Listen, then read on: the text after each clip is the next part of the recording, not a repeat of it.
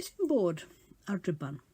Pam mynd ni'n dewis y limerick ar gyfer yn eisteddfodau ni? Limerick yn dod o Iwerddon? Mae'n y Saesneg yn gyntaf?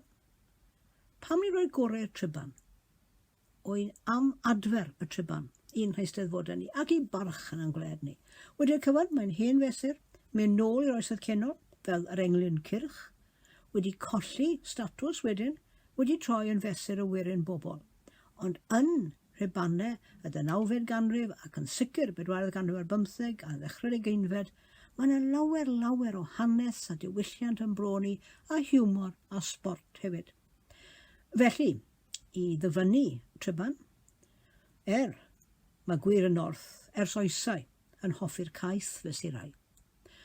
Triban hen, forganol gwen, at fawl, neu sen, sydd orau, a gwyn cytuno. Felly, ewn ni mlaen i ystyried bod y Triban, mae yna gannoedd, os nid miloedd ohonyn nhw. Casged gen i fan hyn, Tribanau Morgannwg, ges i gasglu ar gyfer y Steddfod Aberdare 1893, a un o'n nifer o casgliadau. Tecwyn Ifan wedi casglu nhw i gyd mewn i llyfr arbennig o dde. Ac ynddyn nhw, i ni'n ffindo lot am y diwylliant amharchus na, poblogaidd na, oedd yn troi o gwmpas y tafarndaid cylch, ddim o gwmpas y capeli cymryd, ac yn adlewyrchu gymdeithas difyr, digri, anffurfiol, pasteiod a'r cwrw bech, yr cyfarfodydd yn cael ei cynnal i fita pasti neu ifad cwrw, codi dipyn borian achos de, a cael lot o hwyl a sfri. Lle bydda bair lleol yn cwrdd gyda'i gilydd, yn herio ei gilydd i gyfansoddi Triban a ryw destun arbennig, ac yn chwerthin, yn cael hwyl, a hefyd yn cofio weithiau am ddigwyddiadau neu bobl hanesyddol sydd heiddi cael eu cofio.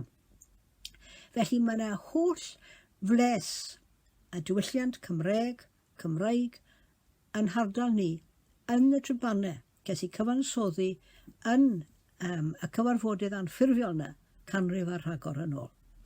A i chi'n cael bles y bywyd o'n dwlu anw, a chi'n cael bles y tafodiaeth hefyd yn y Triban. Beth yw mesur y Triban? Okay. 4 llinell, y cyntaf ail ar ola yn odli, y 3 llinell sy'n hirach na'r lleill yn odli gyda chanol y 4 llinell.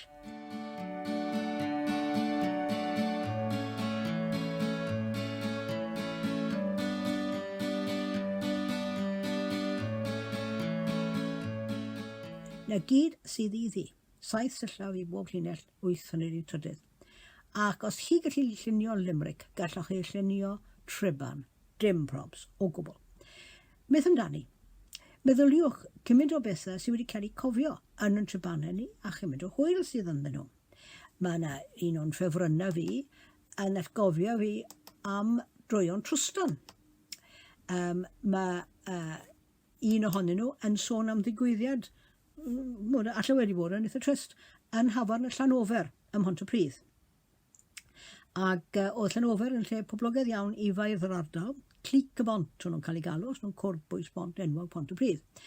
Ac o un ohonyn nhw, William Israel, oedd e'n ddyn o bwysau, byddwn ni'n gweud. A mae'r Triban ma'n sôn am anaf y ddigwyddodd iddo fe, ac yn dweud. Lle nafus yw Llanofer, i rai fo nifed llawer. Fe syrthiodd William Israel fawr, heb sylwi, lawr i'r seler. Na chi Triban crefftus, ynddo fe. A dim syndod, achos awdur y Triban hwnnw, ath mlaen i gyfansoddi'r anthem genedlaethol. Ieian a Piago, Pia hanes William Israel.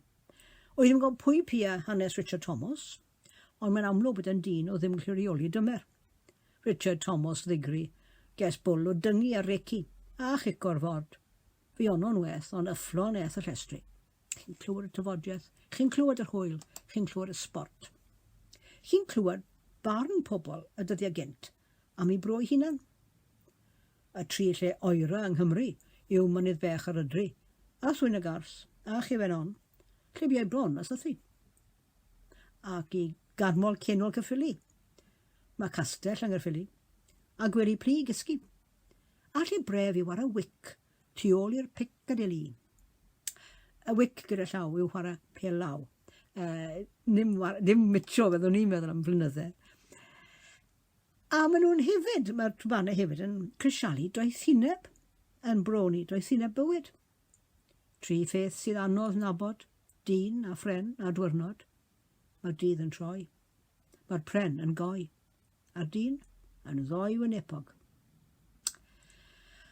Ac mae hwnna'n enwog iawn. Mae yna un arall sydd ddim mor enwog yn sydd yn rhoi dipyn o fles profiad bywyd rhywun. O'n siŵr bod hwn yn rhywbeth sy'n sôn am brofiad personol bardd. 3 pheth nid hawdd i canfod. Dyn sobor lle bod diod.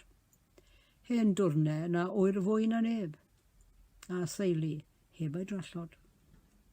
Mae hanes falle un teulu cyfan yn yr 4 llinell yna.